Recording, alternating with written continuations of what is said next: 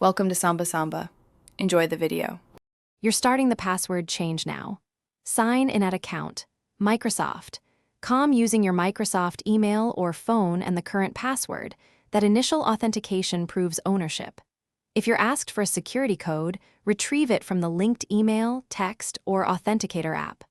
Once signed in, navigate to Security Settings. This is where Password Controls live. Make sure any browser password manager is paused, so it won't autofill incorrect values and disrupt the flow. Now change the password step by step.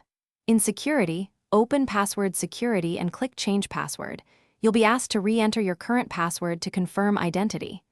Then type a new password that's at least 8 characters, mixing upper/lowercase letters, numbers, and symbols for strength. Confirm the new password exactly. Mismatched entries cause failures. Once accepted, Microsoft will update account credentials across services, so make sure to update saved passwords on devices and apps you use. Complete the process by signing out of other devices if prompted, and then sign back in with the new password so tokens refresh. Update any saved passwords in your browser and apps to avoid repeated sign-in prompts.